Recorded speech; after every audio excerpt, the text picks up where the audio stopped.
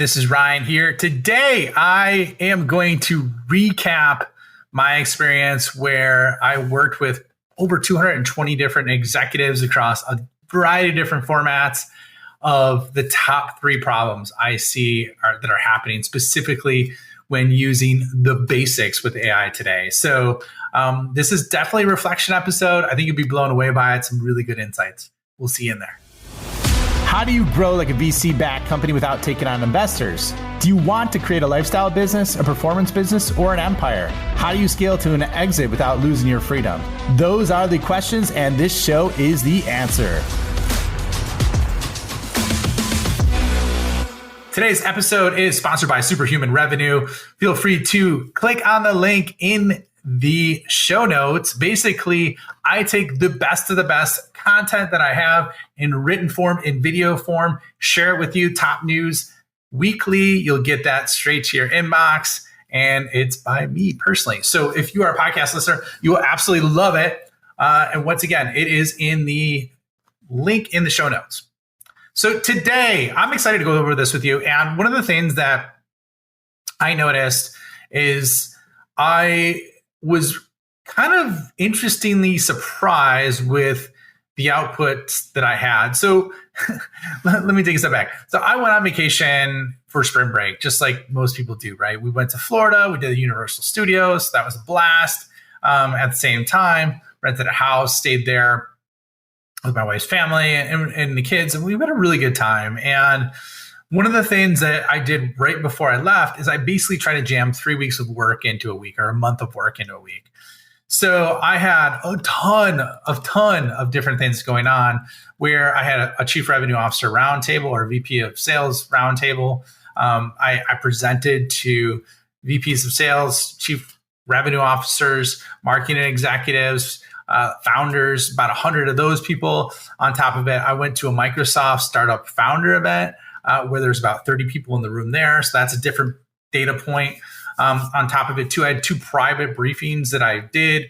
And then at the same time, I also had sales calls with executives on top of it. And then last but not least, I had a CRO revenue executive founder dinner for about 30 to 40 people, which was absolutely amazing. It was Sunda. It was put on by Sales Assembly. And so when you put all those together, we're talking about 220 different perspectives across all those people. Actually, it's probably more than that, probably closer to 230, 240. And so I wanted to share with you what I am seeing in the marketplace like today, so that you can adapt and understand about how you can excel past everyone while other people are sleeping at the wheel. Okay. And so I'd break it down into 3 core things that I see happening, or trends. And I'm not going to give you specifics of who or what, but these are trends that I saw across the different areas. And I'll start with number 1 is most executives are only slightly aware. They want their teams using AI in terms of ChatGPT or Copilot or Gemini, right? Those different tools, they want them using it. They want them super efficient, but the executives are not taking the time to understand it themselves. Okay. There's some that are, but most of them are not.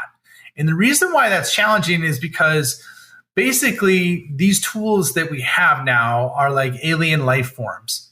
I showed an example with a YouTube video where basically, if you look at software like SaaS, the results are straight line, narrow, consistent, repeatable, right? And then if you look at AI of these large language models or other tools, for example, mostly large language models, you'll see almost like a heart rate pattern with those.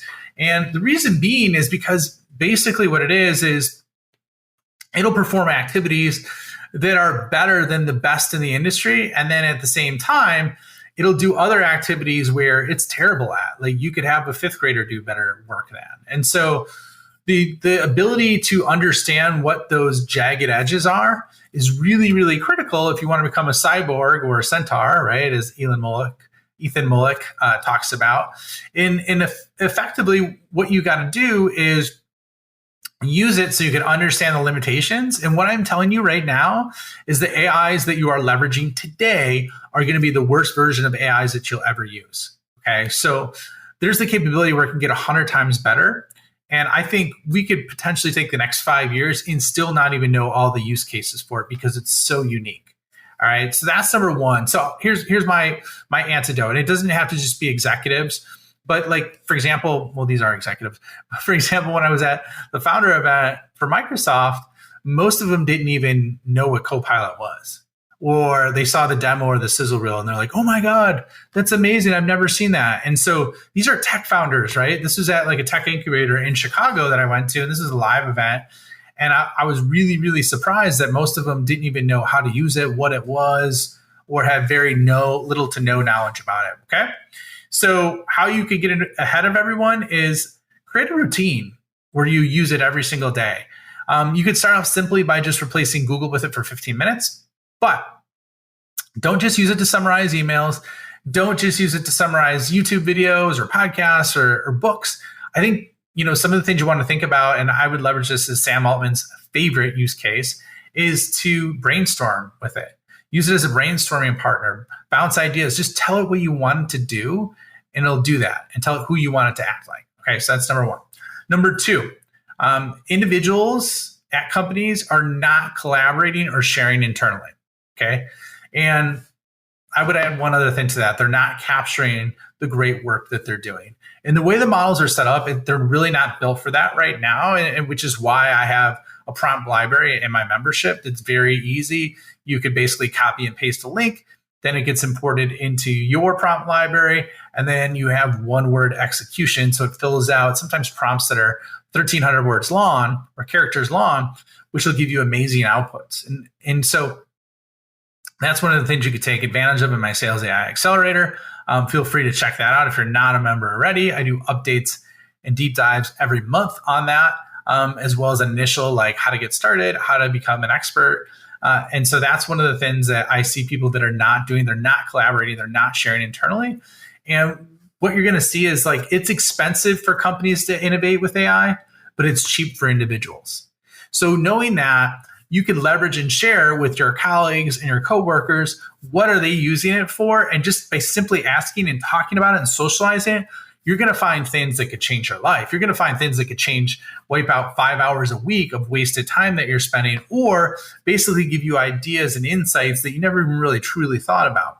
But what I'm seeing is there's kind of this underpinning or this like stealth mode, which brings me to point number 3 that most people are acting in. And that's basically most users, and this is some individuals and some executives even, are using it and they're not telling anybody they're using it. Okay. And why that's really interesting to me is because the fact, well, I'll tell you why it's interesting. The interesting is because like if they share and proliferate it throughout their organization, there's going to be really big opportunities. But why they're not sharing it is because they're afraid that their employer is going to ask for more from them. So I think what's happening is basically it's enabling them sometimes to do work in 10, 20 hours less a week than what they're doing at a higher quality. They're getting recognized for the work they're doing, but they don't want to disclose that they're using AI to help them. Okay. So you realize how crazy this is? And I think part of this is by the way that companies are set up, because if they're like, oh, well, you have 20 more hours a week, you should, they'll just keep piling work on top of them. So the alternative to avoid that, whether you're an individual and you have teammates or you're a business leader, is really to incent them to come forward and provide either financial rewards or other incentives for the top AI innovators and use cases in terms of how they're using it with their organization. So if you leverage that, what's going to happen is you're going to spark that innovation and people are going to be competitive and they're going to want to win those awards. And they're going to want to win the recognition and they're going to want to win all those different areas, because either they're going to get recognized mentally or financially, right? And in those areas are going to start to bring those use cases to the surface. Everybody will share. And so let me just do a quick recap. 1, if you're an executive, you need to know how to use it. And the only way you're going to know how to use it is by actually using it, right? It's an alien life form and you could talk to it like a human. You just need to tell it what to do. So that's step 1. Step 2, share. Share what you're doing with your colleagues. I've given away so much content and prompts, whether it be on social media, whether it be in content like this, in terms of helping people how to use it specifically and how to make it very easy and actionable, right? Do the same, pass it forward, right? And number 3 is basically incent your employees to grow, share, and use it, okay? So if you leverage those 3 stacks, you are going to be ahead of the majority of organizations out there, and I know this because I've spoken to a ton of them about this. And so this is a wide open opportunity. This is crazy greenfield.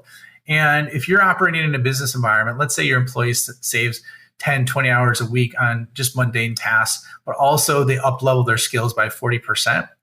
What do you think you're going to do? Even if they only give you back half that time of work, right? They're going to enjoy their job more. They're going to stay more. And then at the same time, the things that you are going to do organizationally are going to blow the roof off everybody else in the space. So, happy to share this with you today. I was kind of one of those debrief episodes where I was like this isn't following like the core form of very tactical in advice, if you will. But I wanted to share this with you because like this is something that nobody's talking about that I think is huge upside and opportunity of companies deploying this and basically scaling people for the first time in history. So thanks for joining me today. I look forward to seeing you on the next episode.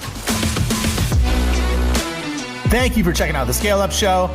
My mission in life is to help founders and revenue leaders avoid all the pain and suffering in revenue growth so they can flip it and create a life of their own design. So if you enjoyed this show, please like, review, share it on social, and more importantly, just share it with a friend. Share it with someone that you think could learn and benefit from what you heard on today. But the more we get the message out, the more people we could help, the bigger the impact we make, and the bigger the community gets, which helps everybody. So once again, thank you for being a loyal listener. I appreciate you and look forward to seeing you on the next episode.